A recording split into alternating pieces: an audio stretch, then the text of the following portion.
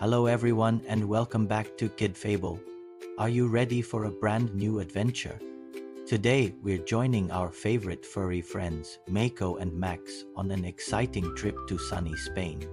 Our story begins in a bright, colorful city called Barcelona. Miko, our little brown cat with the big curious eyes, was already scampering up a wrought iron balcony. He loved to climb, and from his high perch he could see everything. Below him, Max, the sleek black cat with the shiny red necklace, was calmly observing a beautiful mosaic lizard on the wall. "Miko, be careful," Max called out, his green eyes sparkling.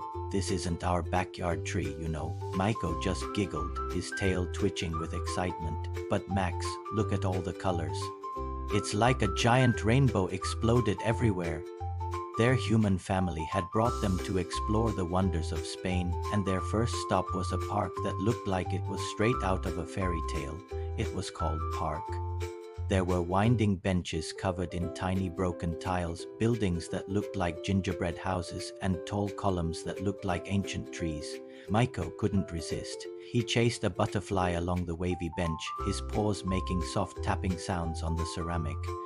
Max, always the thinker, was fascinated by the patterns it's called. He murmured to himself, tracing a blue swirl with his paw. They broke tiles to make something even more beautiful. How clever! Suddenly, Mako spotted it. The highest point in the park, across overlooking the entire city. "Race you to the top, Max," he shouted, already darting off. Max sighed, a small smile on his face, and followed at a more sensible pace. When he reached the top, Miko was already there, his eyes wide with wonder. The whole of Barcelona stretched out before them, all the way to the sparkling blue sea. "Wow," Miko whispered, for once completely still. "It's so big." Max sat beside him, their fur brushing together. "It is," he agreed, "and we get to see it all later." That day, they found themselves in a bustling market called La Boqueria. The air was filled with 1,000 delicious smells. There were mountains of colorful fruits, long legs of cured ham hanging from the ceiling, and stalls selling all kinds of cheese. Mako's nose was twitching like crazy. He tried to sneak a taste of a juicy red strawberry, but the vendor just laughed and gave him a little piece. Max, meanwhile, was watching a chef cook giant pans of a dish called paella. It was filled with yellow rice, shrimp, and mussels. "That looks interesting," Max thought, his stomach rumbling just a little. As the sun began to set, casting long shadows across the city, Miko and Max heard music. They followed the sound through winding cobblestone streets until they found a small plaza. A woman in a beautiful red dress was dancing, her feet stamping the ground in a powerful rhythm. A man played a guitar, his fingers flying across the strings. It was flamenco. Miko was mesmerized by the dancer's energy, his own paws tapping along. Max watched her graceful movements, feeling the passion and emotion in the music. He understood that this was more than just a dance.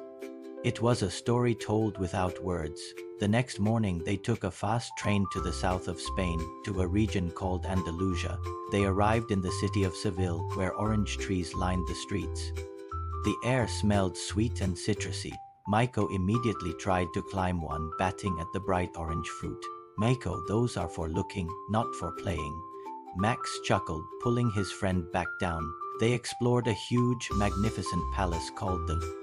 It had beautiful courtyards with fountains, walls covered in intricate tilework, and peaceful gardens where peacocks roamed. Miko tried to make friends with a peacock, but the bird just fanned its giant tail and strutted away proudly. From Seville, they traveled to Granada to see a breathtaking fortress on a hill, the Alhambra. As they walked through its gates, they felt like they had stepped back in time. There were grand halls with high ceilings, quiet courtyards where the only sound was trickling water, and windows that framed perfect views of the city below. Max was in heaven. He loved the calm, peaceful atmosphere. He could have spent all day just sitting and thinking in the court of the lions. Miko, of course, found a new challenge. He saw the tall watchtowers and was determined to find the highest one. He scampered up winding stone staircases, his little legs working hard, until he reached the very top of the Torre de la Vela. The view was even more spectacular than the one in Barcelona.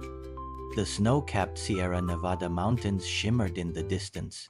"Max, you have to see this," he yelled down. After all their city adventures, it was time for some relaxation. Their family drove them to a small white village, a Pueblo Blanco, nestled in the hills. The houses were all painted a brilliant white to keep them cool in the hot sun, and the narrow streets were decorated with pots of red and pink flowers. It was so quiet and peaceful. Miko and Max found a sunny spot on a rooftop and took a long, lazy nap. Miko dreamed of climbing the highest mountains, while Max dreamed of all the beautiful patterns he had seen. One evening they sat with their family at an outdoor, trying little Spanish snacks called tapas. There were tiny meatballs, potatoes in a spicy sauce, and delicious olives. Miko even got a little piece of fish. As they ate, they watched the people of the village stroll by, laughing and talking. The cats felt so content. They had seen incredible buildings, tasted new foods, and heard amazing music. But sitting here together felt just as special. On their last day, they went to a beach on the coast. Miko, who had never seen so much water, was a little nervous at first. He dipped a paw in and quickly pulled it back when a small wave washed over it. Max, however, was fascinated. He watched the waves roll in and out, a steady, calming rhythm. Soon, Mako's adventurous spirit took over. He started chasing the little sandpipers that ran along the water's edge, his paws sinking into the warm, golden sand. They spent the afternoon exploring tide pools, watching tiny crabs scuttle away, and napping under a big, shady umbrella. As the sun set over the ocean, painting the sky in shades of orange, pink, and purple, Miko and Max sat side by side, watching the last sliver of sun disappear. "Spain was amazing, Max," Miko said softly, leaning against his friend. "My favorite part was climbing the tower at the Alhambra," Max purred contentedly. "My favorite part was the quiet garden with the fountains," he replied. "But the best part," Miko added, looking at Max, "was doing it all with you." Max bumped his head gently against Miko's. "I agree." Their Spanish adventure was over, but they knew it was just one of many more to come.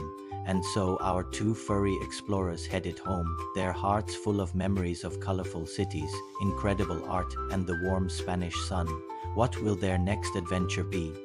Make sure you subscribe to KidFable so you don't miss it. Thanks for watching, and we'll see you next time. Bye for now.